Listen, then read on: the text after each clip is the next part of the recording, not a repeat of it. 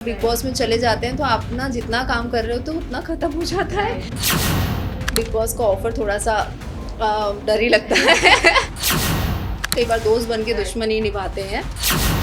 Negative environment हो जाता है बिग बॉस में। चाहत को किस तरीके से सपोर्ट करेंगे और क्या उसे वो बातें बताएंगे कि उसके लिए एक एडवांटेजेस हो। देखिए, मैं एडवांटेज ऑब्वियसली चाहत को यही बोलूँगी कि दुश्मनी और दोस्ती में फ़र्क करना सीखे। क्योंकि ये बिग बॉस में तो है ही है, लेकिन अपनी रियल लाइफ में भी बहुत इंपॉर्टेंट होता है कि आप अपने दुश्मन को पहचानें कि आपका कौन दुश्मन है। कई बार दोस्त बन के दुश्मनी निभाते हैं, तो वो उसको रियल लाइफ में भी वो वैसी ही है। उसको सच में नहीं मालूम होता वो क्या होता है कि दोस्त जो होते हैं, जो उसके अच्छे दोस्त हैं, वो उनको लेट इट गो करती है।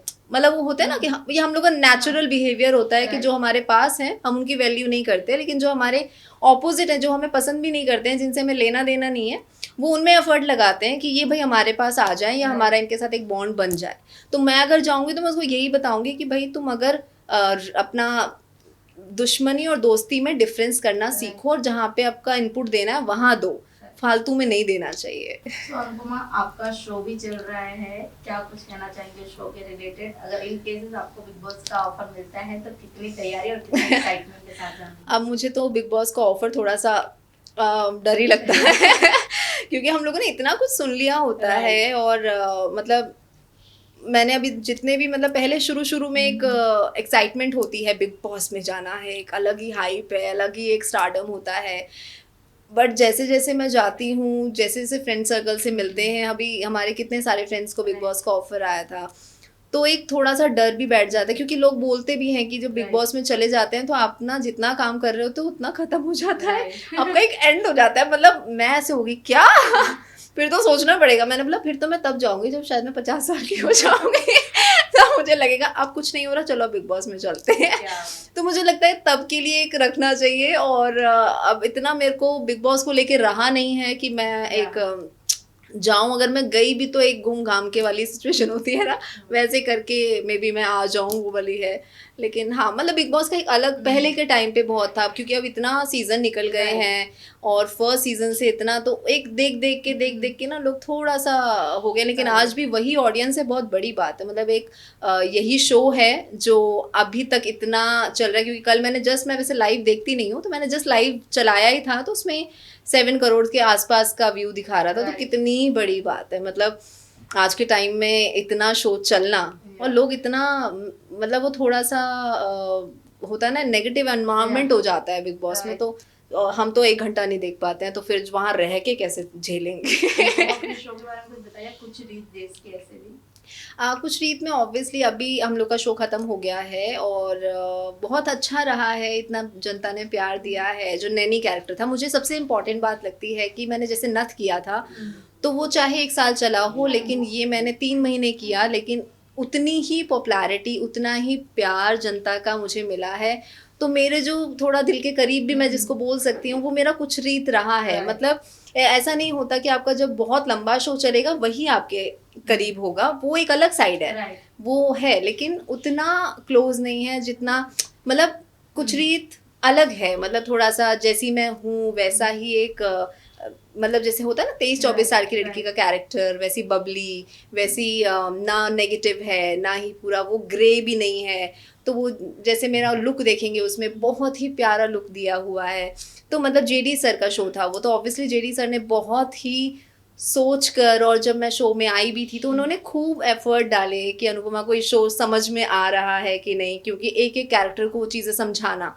और मुझे ऐसा लगता है कि एज अ प्रोड्यूसर उनके पास उनको आई थिंक ज़रूरत नहीं है हमें एक एक चीज़ समझाने की, बट वो समझाते हैं तो अच्छा लगता है। और एक प्रोड्यूसर जब मेरे को अभी भी याद है कि जब फर्स्ट टाइम मेरा सिलेक्शन हुआ था, तब उन्होंने मुझे फ़ोन करके, रात के 10-11 बज रहे थे आई थिंक, तब उन्होंने मुझे वो कैरेक्टर ब्रीफ किया था कि आप मॉर्निंग में आओगे तो टाइम नहीं रहेगा बात करने का। तो इतना छोटा छोटा इनपुट, और इतने महीनों से कास्टिंग चल रही थी, नैनी फाइनली नहीं हो रही थी, मुझे प्रोडक्शन से पता चला था, मुझे नहीं मालूम था। तो वो एक और उसके टाइम पर ही मुझे फिर नथ से कॉल आया था दोबारा, उसी सेम डे पे। और वहाँ मैंने क्या है कि सोनी का शो जो था मैंने साइन कर दिया था, तो मैं वो चीज़ नहीं ले सकती हूँ। एक कमिटमेंट की भी बात होती है, आप ऐसे ही ये नहीं कि आपको यहाँ मिला तो वहाँ निकल लिए। क्योंकि मेरा फ़ायदा ऑब्वियसली नंबर ऑफ डेज हर चीज़ में मेरा नथ में ज़्यादा था, but just because of commitment मैंने सोनी को, जेडी सर के शो को इम्पोर्टेंस दी और मैंने वही शो किया, क्योंकि होता है क्योंकि मैं आर्मी बैकग्राउंड से हूँ तो मेरे लिए कमिटमेंट पहले है तो मुझे बहुत मतलब मुझे ऐसा लगता है कि मुझे उसमें जाके मेरे को कोई रिग्रेट फील नहीं हुआ, चाहे वो 3 महीने में बंद हुआ हो, लेकिन प्यार इतना मिला है उस शो से, जेडी सर से, उनसे मिलके, तो शो नहीं बना तो क्या, लेकिन रिश्ते बन के निकले हैं, ये बहुत बड़ी बात है। As a Bigg Boss viewer आप किसे टॉप 3 में देखते हो? टॉप 3 में देखिए, एक होता है कि मैं किसको फेवरेट मानती हूँ Right. और एक टॉप 3। तो मैं फेवरेट तो देखिए मेरे फेवरेट बग्गा जी रहे हैं, चाहे वो नहीं कर रहे कुछ, लेकिन फिर भी एज अ पर्सन वो मुझे पसंद है स्टार्टिंग से। जब वो स्टार्टिंग में आए थे तब हाइप पे थे, वो अच्छा खेल रहे थे, उनका पता नहीं क्या क्या चल रहा था बहुत अच्छी अच्छी कॉमेडी मारते थे, तो अच्छे हैं पर्सन। और विवियन भी अच्छा खेल रहे हैं। करण का मुझे बहुत स्मार्ट, मुझे विवियन से भी आई थिंक ऊपर करण का गेम लग रहा है कि वो बहुत शार्प और स्ट्रेट मुंह पे बोल के भी खेलते हैं, और है मतलब अब मुझे ऐसा लगता है कि जैसे करण और विवियन के बारे में अगर देखा जाए तो मुझे लगता है उनकी दोस्ती अभी भी कहीं ना कहीं है। एक होता है कि आप दोस्त दोस्त बोलते हो लेकिन आप में है नहीं, तो मुझे उनकी दोस्ती अभी भी कहीं ना कहीं लगती है। मुझे लगता है कि करण ने एक बात बीच में शायद कुछ छेड़ी थी कि शायद अभी तक विवियन को ये चीज़ नहीं मालूम है कि उसने दोस्ती क्यों बोला कि मेरा वो दोस्त नहीं है, क्योंकि एक होता है नेचुरल चीज़ है कि अगर आपका दोस्त अगर कोई सामने वाला दुश्मन है और आपका दोस्त अगर वहां जाके मिल जाए, अविनाश, करण और अविनाश की नहीं बनती है। अब उसका जो फ्रेंड है विवियन, अगर वो विवियन करण के पास जाएगा तो ऑब्वियसली एक फ्रेंड को बुरा क्या बहुत बुरा लगता है। अब उसने वो एज अ लड़का नहीं बोल पाते हैं तो, लेकिन उसको अंदर अंदर चीज़ लगी है और उसने किसी से डिस्कस भी की थी, तो उसने बोला कि तुझे बोलना चाहिए था विवियन को, कह रहे यार ये बातें बोलने वाली थोड़ी ना है। तो मुझे ऐसा लगता है कि वो चीज़ थोड़ी हर्टफुल थी करण के लिए, और वहीं से उसको बुरा लगा है। और विवियन को क्या मतलब, करण को क्या, अगर हम में से कोई भी होगा, अगर आपका बेस्ट फ्रेंड है और वो आपके दुश्मन के पास जा रहा है और वहां पर दोनों साइड बना के रखते, तो मुझे लगता है ऐसे फ्रेंड दूर ही रहने चाहिए लास्टली क्या कुछ कहना चाहेंगे ऑडियंस को, और चाहत को क्या कुछ कहना चाहेंगे? चाहत को तो ऑब्वियसली आप लोग बहुत प्यार दे रहे हैं तो उसको देते रहिए, जहाँ पर भी उसको ज़रूरत पड़े तो आप वहाँ पर भी उसको प्यार दीजिए। और आई थिंक वो जीत जाए तो बहुत ही अच्छी बात है, वरना फर्स्ट रनर तो डेफिनेटली आने वाली है। और विवियन नहीं होते तो मैं यही ज़रूर कहती कि वो फर्स्ट ही आएगी पर विवियन है तो मुझे चांस वहाँ पर ज़्यादा लग रहा है, लेकिन एनीवेज वहाँ पर वो फर्स्ट रनर भी आती है तो भी बहुत बड़ी बात है।